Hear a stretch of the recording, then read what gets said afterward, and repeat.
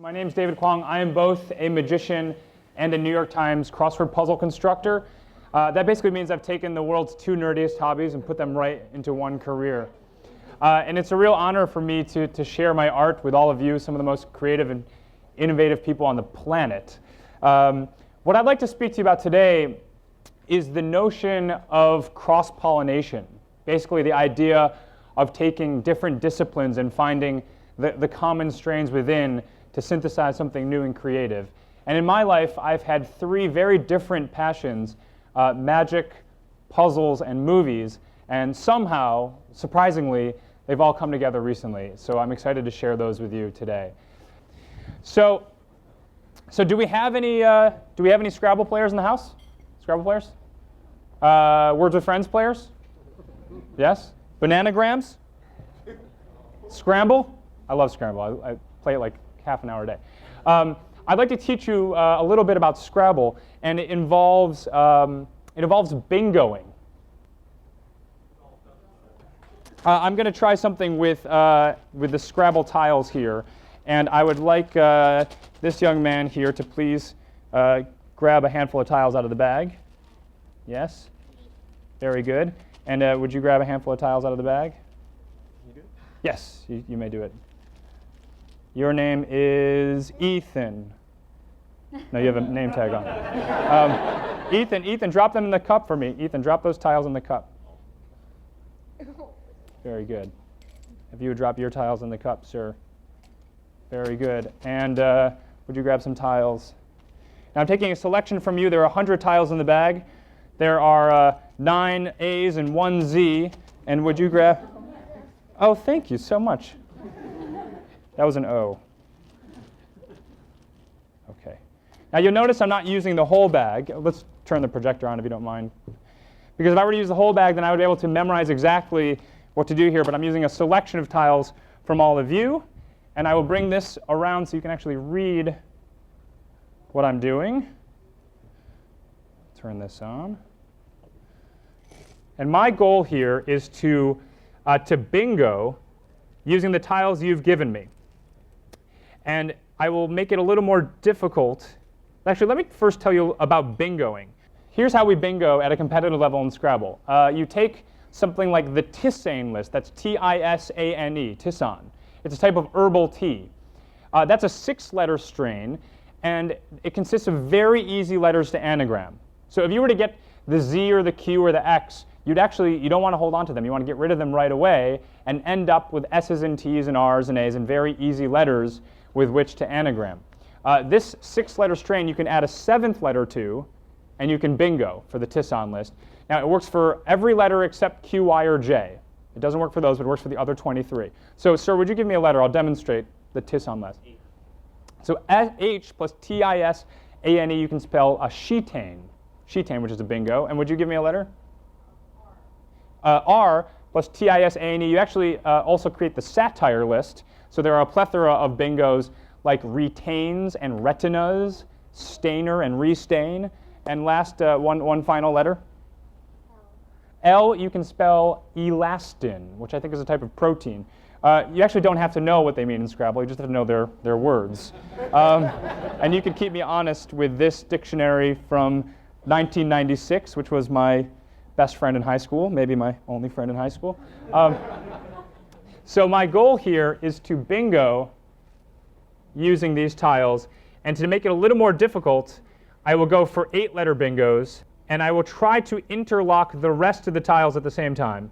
And to add a ticking clock, I will try to do this in under 3 minutes.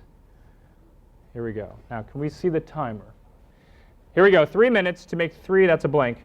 8-letter bingos, and rearrange the rest of the tiles at the same time. Here we go.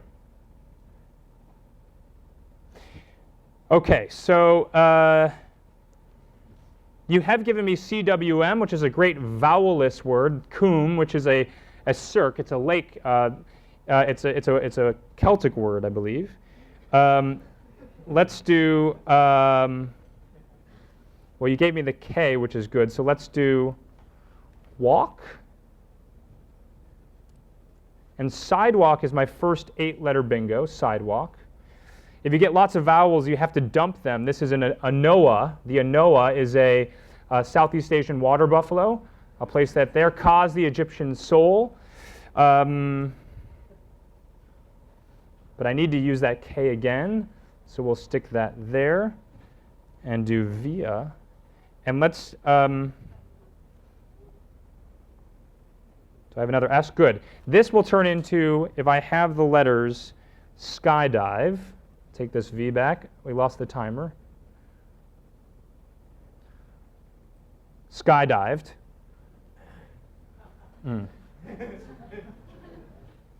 Okay, and last but not, I need another 8-letter bingo. Well, AE is an old way of saying the number 1. We have bed. If you have 2 U's, you might want to dump them with the ulu, which is an Eskimo knife, the ulu.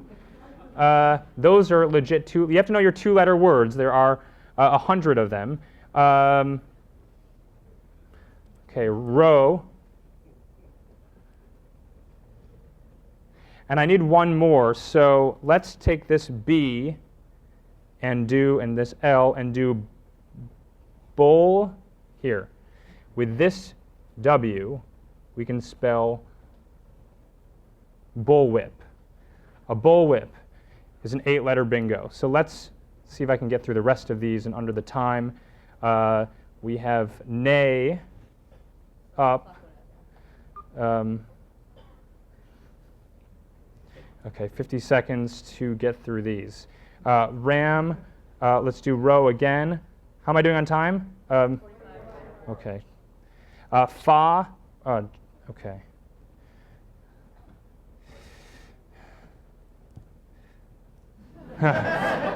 You gave me a lot of vowels, people. Okay, well, the 2-letter words you can see are essential to getting through this. 20 seconds. Okay.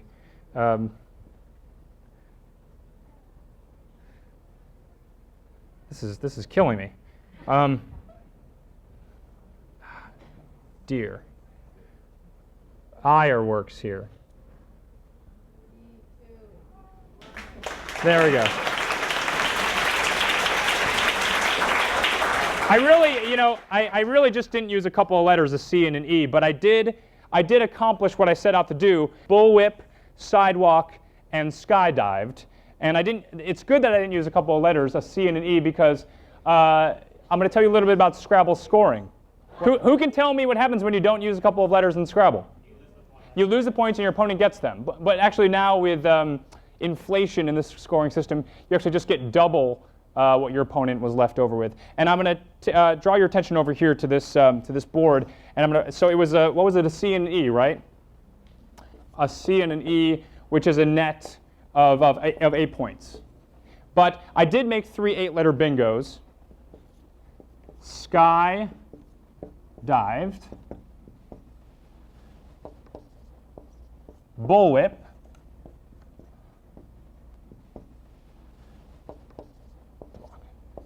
sidewalk.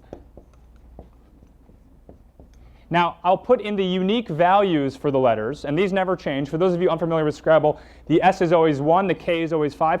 There's only one K in the bag, but I managed to make them intersect, so I have it twice on here. And I'll put the rest in. The Y is 4, 2, 1, 4, 1, and 2, and 3, 1, 1, 1, 4, 4, 1, and 3, and 1, 1, 2, 1, 4, 1, 1, and 5. I play a lot of Scrabble. Now, with these 3 8-letter bingos, if you add them vertically, you actually get a new 8-digit number, right? So let me show you what I mean. If we were to take the S plus the B plus the S, that's like a 1 plus a 3 plus a 1, that's a 5. Now I just want to review that there were some puzzle pieces in play before, and one of them was a piece of fruit. And you cut open the fruit, you pulled out from within it a dollar bill, and that was your dollar bill, sir, yes? And you still have your dollar on it, you signed it, you have it. You'll notice on your dollar that there's an 8-digit serial number on that dollar bill.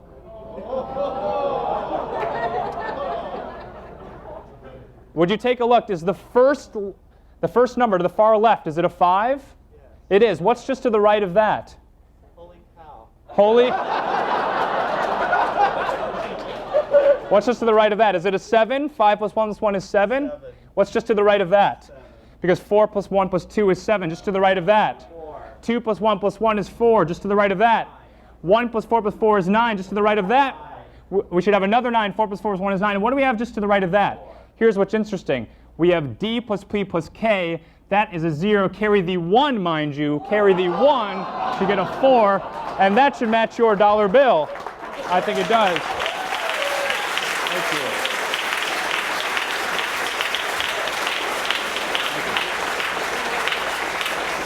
Jonathan, you'll notice also that there are 2 letters that surround that serial number. Oh my. What are they? C. They're a C and an E. So thank you for that.